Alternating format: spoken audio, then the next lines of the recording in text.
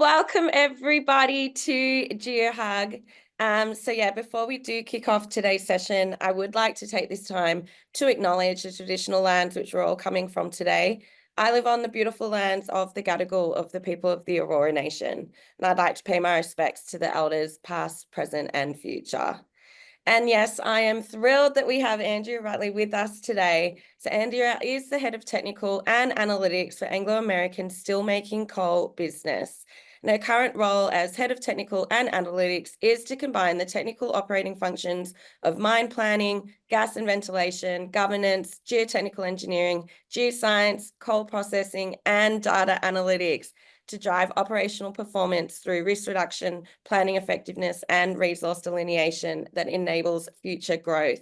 So with her more than 25 years of experience, it is going to be brilliant hearing from her today about digging smart, how better ore body knowledge and organizational design can save your mine and most importantly, your sanity. So this is going to be a fantastic session. I hope you all enjoy it. Please use the chat and we'll be opening up the floor at the end. And yes, thank you so much, Andrea, for joining. It's just amazing having you here today. No worries. Thank you. Thanks for organising. It's brilliant. I'm so glad you're here. Before we do start your presentation, I was really curious what got you into mining and geology to begin with. Sure.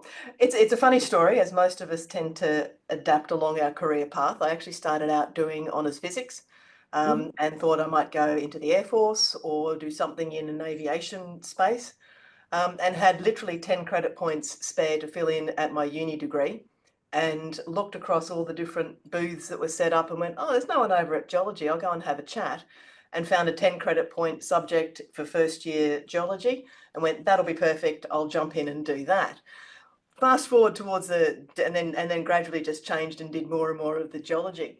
Was having a chat then at my graduation with my parents, and they went, well, of course you would have done geology. You do not realise how many rocks we pulled out from underneath the car seats on family holidays over the years of you going away. And it was either under car seats, in pockets, you name it. And even to this day, I can put a jacket on, an outdoor coat kind of jacket on, and stick my hand in a pocket and go, oh, there's that rock. So I think it must have just been in the blood. And the more I did it, the more being able to see it outside and have that difference every single day of what you do, just kept me going. And then just gradually adding more on the mining side of it as well. Oh, I love that. And so, yeah, you've been in the industry now for like more than 25 years, which is so amazing, the amount of experience and knowledge that you would have got in that time. I'm curious of a couple of highlights throughout your journey so far. Yeah, look, highlights, I think when I first started, actually early on in my career, was joined into Mount Isa Mines. And was as a geophysicist there. So as I said, started in the geology and very easily with the physics background swung more into geophysics and stayed pretty much in base metals geophysics for quite a bit at the time. But jumping into a group like Mount Isa Mines at the time, I think we had about 9 or 10 geophysicists. And as a core group, the technical knowledge and what they could bring to that discipline and to MIM at the time was just huge. So working with a whole lot of different people early on in your career, you really did start to gain a lot of different insights and a lot of information that, or get exposed to a lot of different techniques that you wouldn't have without the strength of such a group. So that's probably one career aspect. Now I think I look at the role I've got, and it's as you went through it, felt like a very long list, to be fair. There's probably around 70 to 100 people in my team covering all of those different disciplines. And I think now what I really feel the most passionate about is the strength that team has got, because we've been able to bring all the different functions together and to be able to sit there and sit back when they're presenting and have a level of pride that these guys are actually working together. They're solving geological problems, they're solving mine planning problems, but they're doing it together and they're doing it on the basis of data. And to me, that integration now, as I said, more than 25 years, and we're not going to add up. Once you get to 25, you don't count after that. You just go greater than. Now that I'm at the greater than 25 years part, to be able to sit and look at some of the team members and what they're able to do and how they're able to present that information, it does give you such an enormous sense of pride. And I think bringing people, I jokingly said to someone, they said, what do I like to do? And I jokingly said to them, bring technical people together to get stuff, I may not have said stuff, done. Yeah. And that really is the part where you do have that level of pride and just being able to work with a team now to deliver. Yeah. Wow, that's incredible. I yeah, that's amazing. I can only hope that I'll ever be able to get the breadth of experience that you've had in the industry. It's incredible what you've done. So I love that. And going back on always having pet rocks in under the seat and in your pocket and all the different places that you can put them. I have asked you to bring a few of your favorite ones along today. So I'm very curious what ones you have for us. Sure. Okay. So I couldn't just pick one. So the first one, and I'll hold that up. You tell me, how's that going for Beautiful. the Wow. camera? So that's actually from Mount Isa, and it is native copper. So it's out from one of the early open pit areas, and was lucky enough to score that when I worked there. So that sort of comes back to my Mount Isa mines story. Um, I during my career, I sort of jumped from base metals into soft rock, and in the last 2 or 3 years, I've really got back into wanting to be back into hard rock. So one of the first trips I did about 4 years ago on this journey was to come over, and I went to PDAC, and I hadn't been before. And I thought, well, if I'm coming all this way, I want to go and do something else after that, and had got onto contacts who, through Laurentian University, took me on a 2-day field trip in and around Sudbury. And that was just, for me, that was just eye-opening again, just to see all the different types of rocks that were around. So as a token of appreciation from it, they gave me this, which is the actual shatter cone from Sudbury. So most amazing kind of, you don't see it. So all the alignment in there, reflecting the blast, is just a phenomenal, it looks nothing, but it's a phenomenal, you see that, oh, that bit better. Phenomenal rock, and I'm not sure if you can see all the orientation in it, but to me, just that ability to have a rock that represents a point in time when something so amazing has happened to the earth to create the deposits that sit around Sudbury. So they're probably my two picks. I did have another couple there, but I couldn't just narrow it down. So we'll leave it at those two for now. Otherwise, we could be here all day. I'll show you the rest of them. People walk into my office and I've got rocks lined up everywhere, and that generally is a good stop and chat point. Oh my gosh, I love that. Thank you for sharing those. And yeah, I'll definitely get you to share a few more once we open up the floor at the end. But yeah, it's just brilliant having you here today. So thank you so much for taking the time to chat to us. And yeah, if you want to share your screen and we'll get stuck into it. So look, thanks again, Jess and Kathy. And as Jess went through this morning, the topic of the presentation is a little bit quirky, just really trying to tap into how do you actually understand an ore body? How can people and organisational design actually help you not just mine, but also hopefully stay a little bit sane at the same time?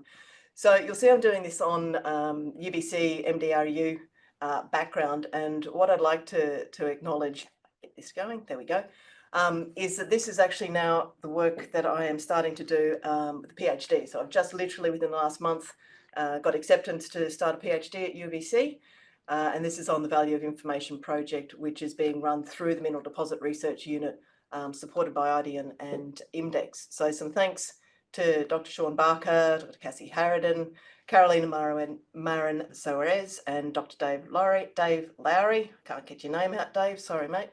And some of the others that have contributed to the conversations that I've had over the last probably 6 months or so. And just to stress at this stage, the work that's presented in here has been based on what I've been able to extract from the web. So company reports, things that are published and available, and then just doing a little bit of manipulation within it. So that's the acknowledgements piece for the presentation. Going to go through 4 or 5 different areas. First of all, we talk about what the value of information is, but really, do we understand what the problem is, what the risk is? So I'm going to define those, then define value as I'm looking at it, a couple of ideas on the solution, and then wrap up and time for some questions after that. So defining the problem. One of the things I think we're all acutely aware of is that process from discovery through to actual mining now is taking a long time. It's more complex. The demand for minerals is increasing. The complexity of our ore body are increasing, and that rate of discovery is decreasing.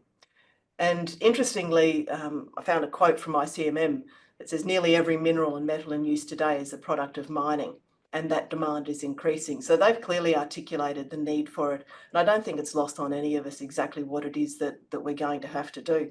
EVs, for example, take 4 times more copper at least than conventional vehicles. So you start to look at some of the transitions that we're having, and we're very much going to have a very important role within that transition.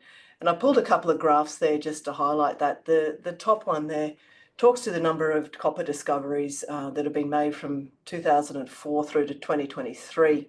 And if you have a look at the last 10 years or so, there's only been really 14 new copper discoveries of any significance that have been made. And it doesn't matter, as I said, doesn't matter where you pull the information from. The bottom graph is actually taken off a BHP website, and you can see the big orange slab at the bottom is what their production numbers are looking at, and their forecast is that dotted line. So there's going to be a gap, irrespective of, as I said, irrespective of source, irrespective of where we're at and what we're looking for. But I think the important thing is that as resource professionals, irrespective of our disciplines or our commodity or our jurisdictions, we've got that responsibility to be able to make sure that we're providing the best data to drive those decisions that release value. But I think more importantly than that is actually being able to communicate that information, make some decisions, and have those decisions acted upon within different levels of the company. And that's even more critical than actually finding it. So in terms of problem, as I said, the complexity of ore bodies is given. We know that no single deposit's the same. Our geological models evolve over time, and there's still a lot that's really not known about individual deposits or individual deposit styles. And each one of those will bring its own challenges. Overlay on top of that a risk framework, and the subsequent development of that resource is not just a geological extraction problem. There's a necessity of growth that's going to have to be delivered against the changing backdrop of environmental, social, governance, or ESG drivers. And ultimately, all of those are actually going to start to influence and affect whether a deposit is actually going to be successful or not, whether you're able to be going to expand any of the existing deposits. Now, some of these risks can be what I call internal and some can be external, and I'll go into a little bit of that a bit later on. But how do you deliver positive results from a world-class deposit against that kind of challenging and changing framework? What do you need to actually do that? There's an interesting quote in Andrea Rutley's PhD from 2021, which a South American GM said, "The definition of a world-class resource is one that survives 5 generations of incompetent management." And I think that's, whilst maybe a little bit tongue-in-cheek, I actually think that's has a fair bearing on what we see with some of the companies as we're looking at them through today's lens. I call it an ego or project ego. You'll find that these sorts of projects or resources have been identified by an individual or a couple of people within a company. And in order to try and prove that, the amount of money and time and effort that goes into just proving that their idea was the best can actually destroy not just the resource, but can actually destroy that company. So how can an organisation then be set up to deliver against the individual? So how can that organisation overcome an individual? So these are some of the risks that you start to see. And as I said, they're not all geological. You can't just go and find the information by putting more data or collecting more data. You have to get to something that is more sustainable, and that really talks to that organisational framework. So problem sort of, I think, is fairly clear. Most of us would be quite happy to understand that that's where our problem sits. What exactly then are we talking about in terms of risk? The work that Ernst & Young do each year and look at what mining risks are is quite an interesting way to view the lens at the moment. So the figure on the right sort of talks to some of those risks. And on the left-hand side, the numbers sort of 1 through 10 give their ranking this year, and the right-hand side of that diagram talks to where they sat last year. The couple in blue are new, so they've actually come into the top 10 for the year. And you'll see the relative changes that have gone on with the arrows on the right-hand side. What's interesting is capital has actually come up as the top risk, and I don't think there's too many of us that would doubt that that's probably a fairly high risk. But to be able to deliver that capital, the company has to be trusted. They have to be trusted to be able to predict and deliver production, rates and recovery, to do so within all of the other elements that are listed in there, the environmental stewardship, the geopolitics as well. So that level of knowledge, then if you don't get that piece right, you're not going to be able to have the capital that enable that growth, that will enable that development to continue for that company to either expand or identify new areas. Interestingly, in that the risk, one of the new ones that's come in, or the two new ones there, the resource and reserve depletion and new projects. So neither of those were in that top 10 in 2024. So if you think about resource and reserves, what's sort of driving some of that risk? Ultimately, ongoing production, you reduce your resource, you reduce your reserve. And if we're not regenerating at the right rate, we're obviously effectively net depletion. So if you can understand what you're looking at from an ore body knowledge perspective, if you have gaps in that knowledge, say you have lack of continuity of grade, what you thought was your resource or your reserve has suddenly changed. Equally, if you have other impacts, so geotechnical impacts, they're going to be quite catastrophic and can actually take out your reserve. Not lack of knowledge of structure, complex areas that are going to change how you're going to mine, again, you take out your reserve. So any of those uncertainties are going to impact ultimately what a company can deliver, its confidence in its delivery, and equally then access back into capital. Another one that's new is the new projects. As new projects are coming on and developing now, there is another framework that sits across the top that needs to be understood. And that is, what is it from an ESG perspective that they need to consider potentially prior to developing or prior to understanding fully the ore body. So that value in the project can be developed actually quite early on by understanding and setting the framework up correctly at the beginning so that you can actually execute your project and execute the deposit. There's an example that I'll present a bit later on from Hot Chili down in the Atacama Desert that talks to some of the different ways that they've been looking at approaching their deposits. So with all of that sort of framework put into an understanding of what we need to do, what is it that we can actually be certain about? And what is it that we need to do to define some of those risks? Because ultimately that's our responsibility. I like to think in terms of flowcharts, and it might look a little complicated, so I'll step you through this. What I've done here is tried to identify how I view risks. And right at the top, if I look at the capital access, if we consider that as being one of our key risks, stepping down to the next level, I've defined an internal control and an external control. So that is, from an internal control, what is it that within my company I can control? And external is what's going to come in from outside that may impact me. So that's I guess the definition I've used of how to define an internal versus an external control. From there, I've taken a view of technical risk or a systems-based risk. And if we look at the left-hand side, we'll work down that flow chart. From a technical perspective, I've considered that there's an ore body knowledge piece, and then there's what I've called an operational planning execution piece. So whilst we need to know everything about that ore body in terms of from its exploration, what we can do with mining it, how do we process it, the operational and planning and execution piece is also important, because if we don't have the right equipment or we're not processing it correctly, then we're actually not going to be able to deliver anything out of it. So that piece there sits in what I've called the technical space. Within the company, then, there's going to be certain systems that will either enable or hinder the development and the execution of that technical piece. And at a high level, I've put this into a systems leadership framework. So what's the organisational design that a company has? What's its ethics? What's its integrity? And what's the reputational risk that might be associated with that? And how you can manage that within the company from a systems viewpoint. So that's looking at all the internal pieces. Equally then if I go over to the right-hand side and look at the external, broadly broken them into technical and systems. And to be fair, you can move some of those boxes that sit underneath that, whether they're in technical or systems, I'm not fully set on yet, but effectively looked at what is it that from a technical viewpoint, so things like water, biodiversity sitting in the environmental space, what technologies are going to come in that's going to change how a company needs to operate, that's sitting in that technical space. So things that you can probably plan relatively well. Outside of that is the systems, and some of these you could argue you can control, some of them you could argue you can't. So there's a geopolitical risk, there's regulatory risks, access to infrastructure, access to supply chains. if you are able to set and understand what some of those external controls are, will it change how you operate? So if you know that a certain jurisdiction, to take an Australian jurisdiction where we're getting increased regulatory control, we're getting increased ESG controls, you're starting to see that happen here now.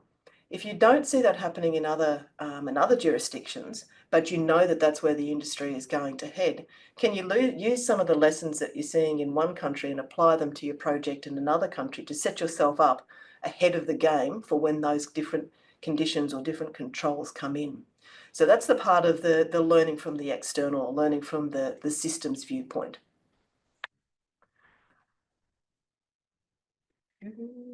So ultimately, bringing together those internal and external controls gives us a point where we can actually start to understand what the risk is, we can minimise that risk, and ultimately leads to the value realisation. So talked about the problem, talked about a little bit on some of the risks. So what exactly do I mean when I talk about value? So value you can consider in quite a few different ways. If you go and Google what value means, you get a raft of different definitions. So is it something that it gives you? Are the decisions that you make with that information? Is it what or how it saves you? What is that value? Every one of those is going to be valid, and it will really depend upon the time at your perspective at the time. But critically, going back to the risks, it's important to understand that that money that's spent to get the information needs to be used well, to make the right decisions, and that those decisions get communicated well. Time is another factor that drives the necessity for information. If you hold an asset and continue to evaluate its potential for too long, you're not actually going to gain the best that you possibly can out of that asset. Equally, do it too short and you bring in a certain amount of risk. So again, you need to be agile enough to understand which risk can you manage better, which mitigation measures can you put in place. And ultimately, who's actually that value being generated for? If you think back to my earlier conversation about the use of the metals and materials that we mine for society, are we actually doing this to help society, to value society, or are we doing it for a company benefit? There's probably elements to both of it, to be fair there. So I think understanding value gives you that perspective of what it is that you need to do and why do you actually want to have what you're going to get next. So that's the high level view of value. There's a couple of other ways to consider value, and McKinsey have developed their version of a mining value chain, and I've just taken a snip of it. It's on the right hand side there, but effectively their view starts at a mine in this particular example. So from the mine, the processing, inventory, rail, port, ship, market. Fairly straightforward. Dig it out, process it, get it on something and sell it ultimately. So that's where they're seeing their value. And they also define two other aspects, an organisational design component and a data and technical architecture as well. So effectively within organisational designs, teams need to be able to talk to each other. You need to be able to have the ability of the cross-functional team to work out what it is that needs to be solved to deliver it. So if I use a simple example, you could have the best geological model that you want for your deposit, but if that geological model hasn't been used to develop the mine plan, then your mine plan is of no value. Equally, spending so much time putting together your geological model, if it's not going to be used, you've wasted time, effort and value. So you really do have to have that cross-functional relationship to understand what it is, because those mismatches in that technical area will result in ore body gaps. They'll result in poor extraction practices. They'll result in not the best optimal methods of actually processing. And each one of those at every single step along that value chain will erode value. So whilst they've started with the mine, we know geology starts a lot earlier in that exploration space. So what I've actually gone through and done next is take a different view on value and tried to develop what are called value driver trees. So these are effectively clusters of independent work streams. Each one has its own contribution to the outcome, and the process itself is connected through a series of different steps or different flows of information. And effectively, each one of those levels within a value driver tree represents a different level of work. And I'll explain a couple of them in a minute. I've taken a very high level view of exploration, mining, and processing. So if I go on to the first one of exploration, And again, you're starting to see the way my brain thinks, very much a flowchart kind of process. You start on the left-hand side and say, right, what is it that we want from exploration? We want an economic discovery. And I said, well, an economic discovery means that we've had exploration success, and that success is going to result in an operating mine. So if that's our definition of an economic discovery, what is it that's going to enable that discovery to be economic? So to the next level of the value driver tree, you're going to need to understand what the market conditions are. You could have the best deposit in the world producing the best commodity, which is the lowest value. And so you're not going to actually then turn it into something that's economic. That's simplistically how the trees work. Equally, if you don't have the right quality in terms of a geological setting, you're not going to have the economic discovery. So both of those aspects are pretty critical to making sure what you get and what you find is going to work. So the top level on the market drivers, just a few ideas in there. So the commodity price I touched on, the ESG framework, access to infrastructure, what's your supply and demand, and how long is it going to take you to develop that? That I'd refer to really as that value of time piece. If that's going to take too long to get to, then your market drivers are going to fluctuate within that, and ultimately you're going to affect your economics. So that's the top level. And I've got a couple of examples shown there in the orange bubbles that I'll talk to. And they are just, as I said earlier, information that's been taken from the web and pulled together with a view of value. Bottom line looks at the geological quality and fairly straightforward sorts of things that we'd expect to see in that. So what's the lithology? How large is it? What's the structure that's controlling it? What's the ore itself? What's our waste going to look like? Are we in a good geological setting? Is there good continuity of the ore as well? What's our waste? What are we going to do with it? So that's sort of thinking about that whole exploration and what ultimately you start putting in information into the ground and how you start to get that information back. I mentioned Carolina at the start. She's also at MDRU and is looking at a lot of what's the value and effectiveness of the different data sets. So she's working through her master's at the moment. But what actually information do we collect? How much does it cost to get it? What sort of use does it have? And where and how many times does it actually get used within what we'd consider to be generating a geological model leading to an economic discovery? So that's work that she's going through at the moment. So reach out to Carolina and have a chat about some of that work as well. So that's the exploration one. Similarly on a mining one, the end of the day, we want to sell tonnes. And to sell the tonnes, we're going to have some tonnes that are mined, and we're going to have to therefore process those tonnes. So there's two elements to it. The top one here, again, looking at how do we actually go through some of that mining, and again, very, very high level mining concepts of we've got to dig it, we've got to load it, we've got to haul it.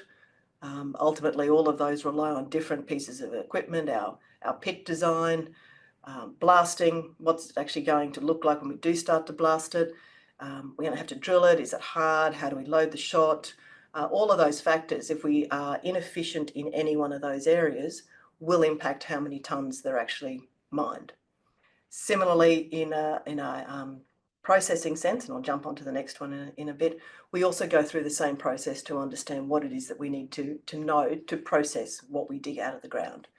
So all of those different elements in terms of our pit design, in terms of understanding how and what we're set up, whether it's structure, whether it's grade, we can provide that information. And the example I'll run through is just a very, very short one from Highland Valley for our mining train. On processing, so I refer to the previous one, we were looking at the top section on the mined tonnes, now talking about the processing. So what are we looking at with the processing side of it? We want to know what the recoveries are, we want the feed rates, we need to understand what the quality of that is, the feed that's going in there, what's the capacity of the plant itself to be able to handle what we're bringing in, what sort of crushing and milling is going to be required before we come into the plant. And each one of them, again, is going to be defined by what's the mineralogy of the ore, what's the gangue mineralogy, what sort of plant parameters we set up and how they're going to work, what the hardness is, how have we blasted it. There's a few examples there, but the one I'll go through today is just the Lihir processing example. So those are effectively the three value driver trees that I've looked at just to try and put a framework around what it is that we do and how we can actually have input into each of those different steps, and also shows that the value of that information being gathered at each of those steps and why we need to do it, but equally we have to work with a range of cross functions to communicate our geological information to a plant manager, to a marketing manager. And that can be a different way of thinking and talking sometimes. Most times, to be fair. So a couple of the case histories we'll go through. First one, Lihir. Given time constraints in this morning session, I'm not going to go into a lot of the geology of these areas, but enough to give you an indication of what it is. So Lihir sitting in PNG, porphyry to epithermal deposit. I think that the key thing out of this is to understand that there's pyrite-rich veins, there's pyrite-cemented breccias in the main sulfide zone, and there's refractory gold in the pyrite, and also some minor free gold. With all of that, there's been recent geothermal activity, overprinting of clays, and that gold has been remobilized, and it's actually ended up producing these gold-rich rims around the pyrite. Okay, so that's probably the critical part out of the geological overview to think about. So with that, and I've just grabbed a couple of images from some papers and references down the bottom here, you start to see that this gold is forming around the edges of the pyrite. Now, when Newcrest had been looking at some of this information, they've been working out that if all of this gold was sitting around the outside, what is their processing that they need to do? They ended up coming up with a change in the way that they were doing that processing. So shorter periods of oxidation, more rapidly liberating that gold. So taking all of this information, and as I said, this is taken from all the information that's published on the web, and in fact, the information on these charts just taken straight out of the Newmont annual reports. So what I'll do is I'll talk you through the two charts. The top one was just looking at gold price, and that's just a grabbed gold price off the web from 2014 through to 2024. And I've highlighted in there this sort of 2014 to 2019 period. This is when a lot of that work was being done in terms of understanding what the optimal plant settings were and the optimal processing settings were for bringing out or for extracting most of the gold. They looked at them was when they'd gone through and looked at what their mill was doing, they realized that they needed to debottleneck it, and they had to optimize those steps. So they're optimizing the oxidation processes. They're actually enabling a greater throughput through the mill. And the chart down the bottom, what I've done there is taken their all-in sustaining costs, and these are the figures that are taken out of the Newcrest Newmont annual reports, and have brought them into that graph. So the blue line is their all-in sustaining cost. You start to see that takes a sharp drop off around that 2015, 2016 period, which is about when these changes were happening through the mill. There's other factors that are overlaying on it, and obviously they're the ones that are a little bit harder to try and pull out of it. But to understand exactly the only contribution from the mill is a little bit challenging just to pull from this information. But as a trend, you can start to see that period of time when they're in lower prices, their costs were actually lower as well, which enables that value to be created and the free cash flow, even though you're in a lower gold environment. So taking further information out of their report, the chart on the right-hand side reflects what their gold production was in the red line, and the solid blue line is their mill throughput. So 2010 was a cut-over year, so apologies for the gap in that. That's gone from a calendar to a financial year. So that I've taken that information out of that particular part of the chart. But what I then looked at was if the mill throughput for the earlier period, pre the change in the mill, and as I said, that change was around the 2014 mark, you draw a line of best fit through what that mill throughput is. That's this dotted line through here. And simply extending that through to 2020, I've made an assumption that says, well, if they didn't make that change and they didn't make that modification, what would the throughput have been? So by using that as a theoretical throughput and keeping their gold recovery grade and grade the same, then calculated how much additional gold would they have produced, or did they produce, based purely on that mill upgrade. And that's the table in the bottom. And as I said, these are some really broad assumptions just using annual report data. So I've estimated there that out of all of the potential additional gold, so again, that difference between what the throughput was versus my theoretical dotted line, that's roughly what they've looked at in what they could have produced in terms of additional gold. So ultimately, what's that, over nearly $3 billion worth of additional value by making a change. So again, very simple case history, looking at understanding your knowledge of your ore, understanding your constraints in your plant, and how do you maximize that to get the best value. So that's a processing example. I wanted to change gear a little bit here and have a look at a geotechnical concern. So I've grabbed Highland Valley as an example, and look, you could take just about any pit in the world and have the same sort of information pulled out. So Highland Valley in BC, low-grade hypogene porphyry copper moly deposits. Faulting, as I said, with most deposits we have, things are not simple structurally. So a couple of major faults through there, they don't really do much, no particular change in terms of upgrading or downgrading any of the ore zones, but really their impacts tend to be in that geotechnical risk space. So using information again from Teck's annual reports, looked at a couple of instances where they had geotechnical failures. So there was one in quarter 4 in 2022, one in quarter 3 in 2023. So the table on the left that talks to the quarter-on-quarter production, and then there's a variance on prior years. So in 2022 Q4, there's an 18% decrease and year on year from that same quarter in 2021. 2023, in that quarter 3, there's a 49% drop. So whilst there are going to be an overprint on these of other conditions, other grade, other areas, they predominantly, the greatest variance it's caused from those 2 quarters has been the result of these geotechnical failures. So what has that done, or could that have done, again, to the bottom line? Gain information from quarterly reports, in this case, looking at production in the graph on the right-hand side, so the solid line representing the copper production in 2022 for the blue line, and the purple line is 2023. And then just plotting up those variances from that previous table.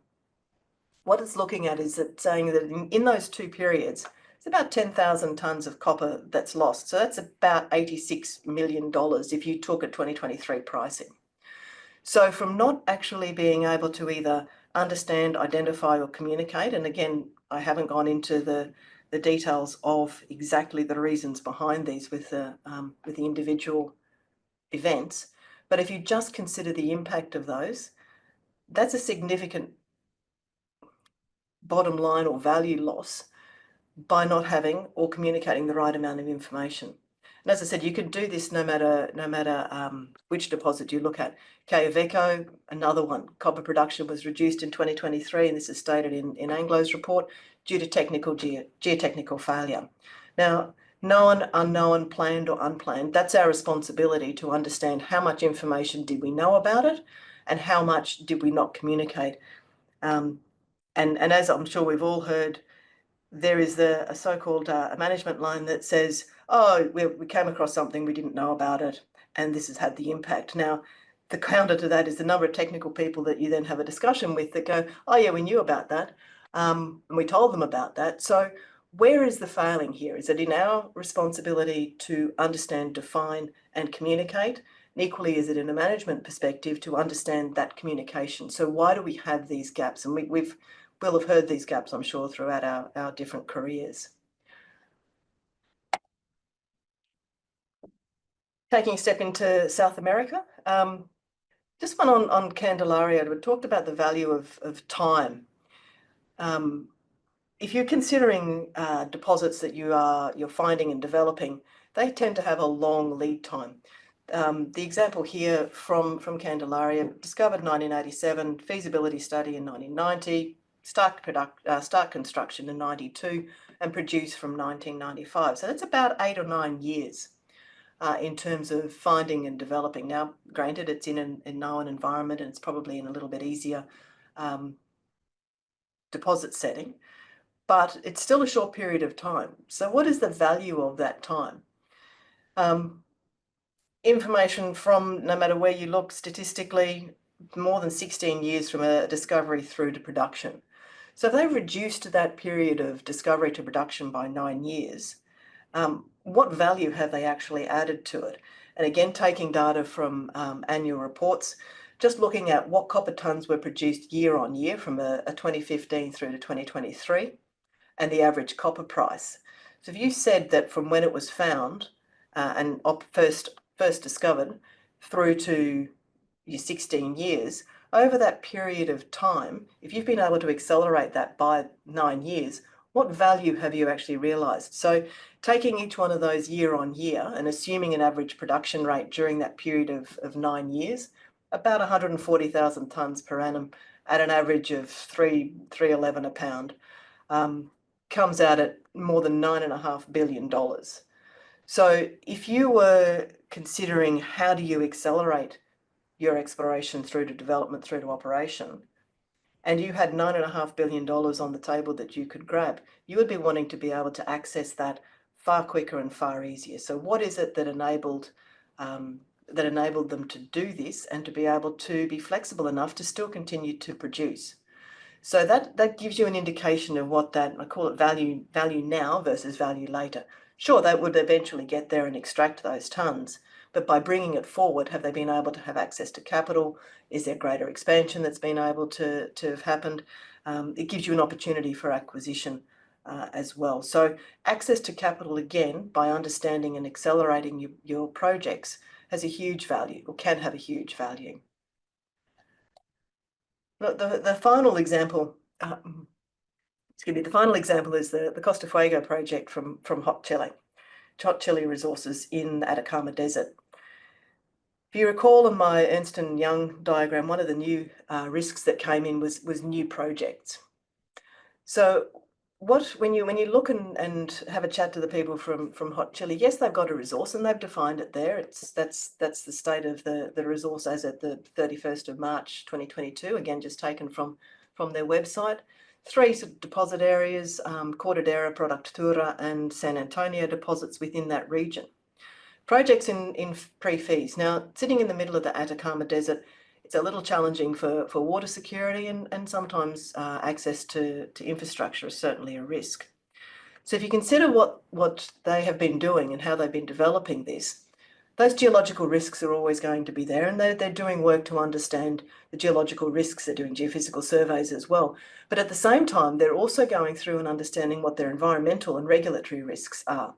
So in their development of their project, yes, they're certainly looking at the geological aspects of it, but they're putting it into a different framework where they're now starting to, before they've even got full understanding of each of those areas, they're getting to a point where they've got their water concessions, they've got their power, they've got easements, they've got the surface rights, they've got use of solar energy.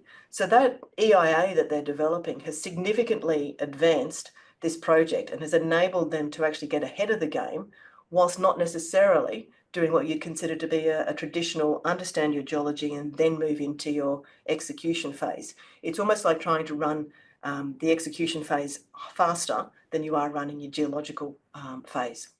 One to keep following. I think that'll be an interesting one to see where that one heads. So those are the examples. Some ideas on solution, and I touched a little bit onto systems leadership, and I've just taken a screenshot there of Ian McDonald's book there. But one of the things that struck me in looking through some of this information is the need to have these technical and social and commercial aspects of work, how it needs to be set up and how it needs to be modelled, so that you can enable some of the effective operation within each of those different elements. So as an individual, you need to operate equally in each of those 3 areas. As a team, you do, and more importantly then, as a company, you also need to be able to operate in a technical, commercial and social aspect. And if you think about it, as I said before, having that best geological model and not being able to communicate it to your mine planners means that you're failing in a technical space and you're failing in a social space. So if you don't understand that individually, and you don't understand it from a team perspective, and the company doesn't understand it, then you're not going to be able to deliver value. So that sort of got me thinking about what are some of the purpose statements of some of the companies that are out and operating at the moment. And I did a quick again, Google is your friend, quick download of a few different company purposes. So Newmont's there, Barracks, Teck, Glencore, Anglo's, Rio, and BHP. And you'll see I've bolded in each of those, trying to highlight those elements of technical, social, and commercial. So I think very, very clear first one there with Newmont: to create value, improve lives through sustainable and responsible mining. So it's touching the value, so it's touching commercial, it's touching people, and it's touching mining. So in some of them, they're easy to see. In others, they're a little bit harder to actually extract. And this is a very, very high level simplistic view, but if your company purpose doesn't clearly articulate and work within that framework of those three areas, can you expect your team, can you expect your organisation to have been able to have the right framework to deliver what they need to do? So it's an interesting challenge, and I think when you start to dig into some of these purpose statements, you find some that are potentially sitting too far onto a social side or sitting too far onto a commercial side and ignoring one of those elements. That mismatch, again, won't allow that delivery to be effective. Equally within individuals, then you also need to have this understanding of what is it that you need to be able to do from a management perspective, to be able to communicate that information. So you have to have a belief in the culture, and you have to have the ability to take the action, and you have to have some ideas, your hypothesis. So the triangle really represents that, what they call the human decision making model. Every single one of those, each of those three vertices represents a different point within that. So from an academic side, a charismatic, and a technical. So again, looking at a very similar viewpoint for our framework of social, commercial, and technical. You can operate in every single one of those. And in a team, you will have people that sit in different spaces. As managers, then we need to be able to make sure we bring that all together to be able to instill that value and to be able to successfully communicate the information that we need to within our own roles. The people that sit in those roles also have to be able to operate within their relevant areas. If you have a person that's got a highly technical job, but they're actually sitting way out on a charismatic, in this case, charismatic spectrum, then they're not actually going to be able to sit there and deliver.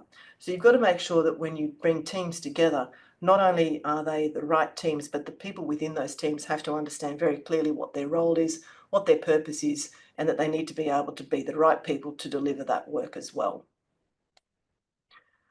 So that's a real high level viewpoint of where I'm up to in first steps of, let's call it month one of PhD concepts. But really what I wanted to get the message across here is that if we've got this intent to do something, but we have a reality that is misaligned, then we're not actually going to be able to work effectively. We can't generate that value. And as I said, that's the part of my title on the keeping your sanity, is you don't want to still be doing the same thing the same way and getting a poor result, because you will start to feel that you're just banging your head against a wall. So is it an organisational issue that's sitting there? Is it a technical capability? What is it that you need to do to be aligned, to be able to have that communication level, to be able to work together so you can articulate the risks and you can provide the information to make the right decisions?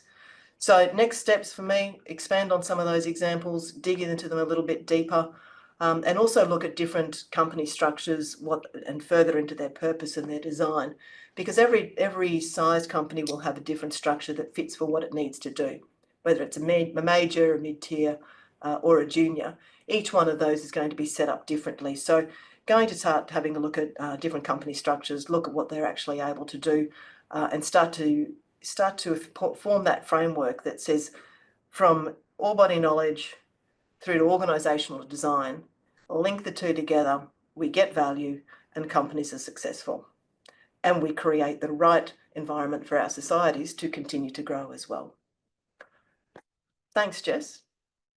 That was brilliant. You articulated that so amazingly. I loved listening along. So thank you so much for taking the time to do that.